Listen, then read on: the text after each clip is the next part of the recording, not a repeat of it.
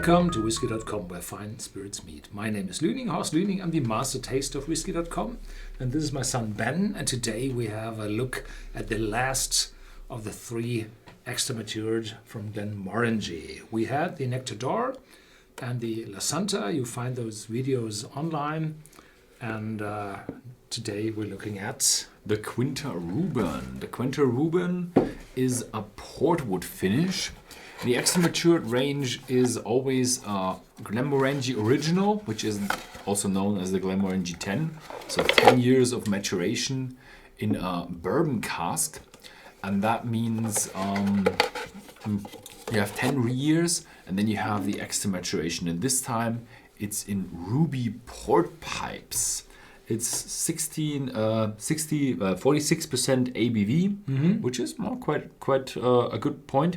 And here you see it actually has an age statement. It's aged 12 years. So we have the Glenmorangie 10 years in bourbon casks, and then usually 2 years in ruby port pipes, which they don't explicitly say. Yes, they said it on the Nectar d'Or, but not on the La Santa and not on the Quinta Ruban. And Quinta Ruban means... Oh yeah, it's Gaelic for ruby red. Yeah. So it's kind of a hint on the ruby port pipes. And the port pipes are quite huge casks. They are bigger than the sherry casks. And I think 100 liters more. And they are pipe-shaped, so they are a lot longer. And that means that there is more inner surface per liter content of the cask. That means that the maturation is more intense. So we're looking a bit more of a fast matured, heftier, stronger type of whiskey. Yeah. Nice. This one is uncolored. Glenmorangie is one of the very few distilleries which have whiskies which aren't colored and others which are colored.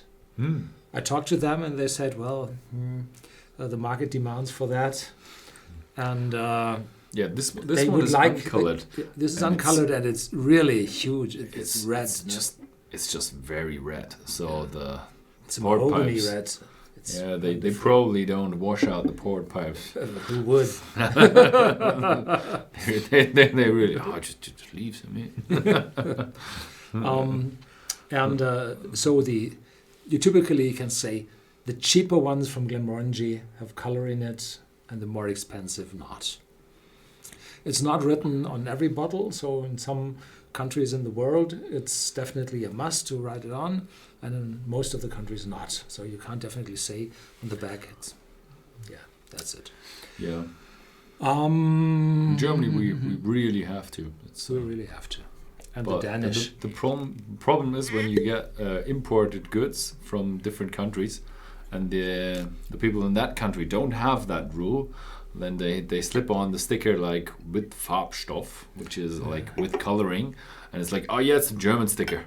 So they put it on everywhere. So some whiskies we really think there is no coloring in it, but they do have the label because they do it on every bottle. 1% of the world population speaks German. Yeah, it's nothing. Not very important, our language. But English is kind of a German dialect. English comes from the Anglo-Saxon and from the Anglistic, so it kind of has the same root, but to call it a German dialect is kind of heresy.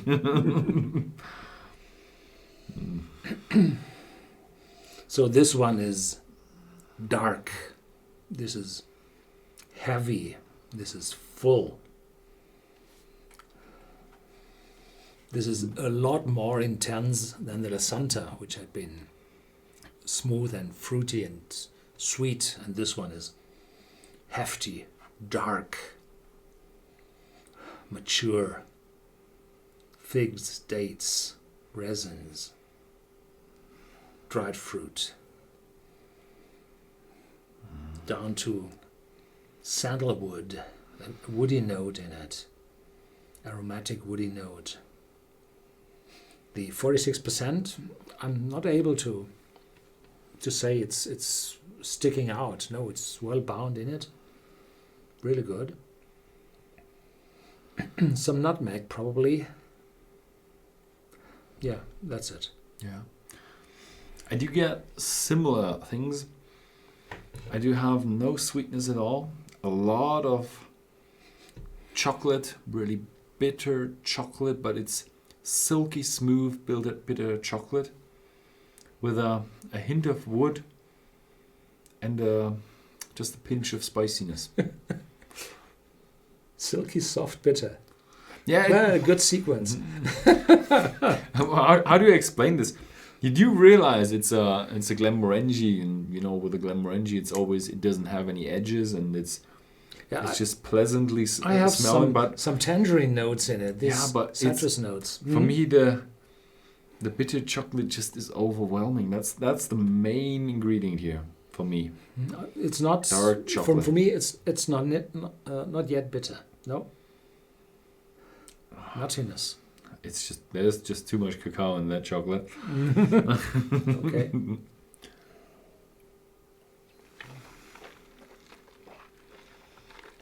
Mm-hmm. Mm.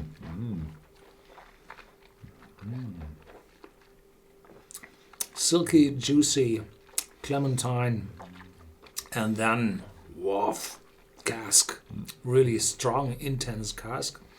Going over to a little mint or eucalyptus, lighter, little cooling influence in it, and yeah, nuttiness, probably some almond. Yeah. It's interesting how a 46% ABV whiskey can be so silky smooth, as you said.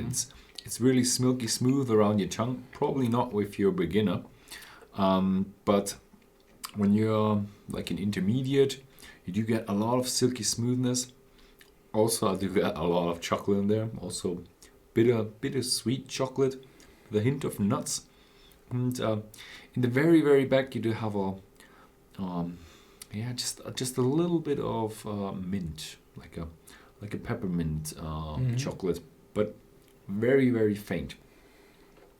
So I would say with now in the finish, you do have a little bit of a orange peel going on and a bit of nuttiness. So if you're like a chocolate fan with chocolate with nuts, chocolate with mint, chocolate with oranges, then this might definitely be the whiskey for you if you have a similar taste to mine. Yeah. So I have to say, this is one of my favorite for a long, long time, and the Quinta Ruban has a history. In the 90s, there had been a portwood finish from Glenmorangie. They started with, I think, 46.5 ABV, and this was one of the very, very first, if not the first, finished whiskey from Scotland. And today, those old first bottles, they range 3 to 4 digit figures. So they are really expensive today. And then they added to this portwood finish, they changed the bottle, they added a sherry wood finish, and there had been a burgundy wood finish and a Madeira finish. And in the end, they switched over some 10 years ago, probably to this extra matured range, where the Quinta Ruban took over the part of the portwood finish. And this has really a huge and long heritage. So this is probably the most famous bottle in the extra matured range. And the marketeers, I think they gave up the old famous portwood finish. I think they write it port cask finish, so it's not the real ancestor of this old one. Yeah. So, thank you very much for watching. If you found this video interesting, then please feel free to share this video with your friends, and see you next time.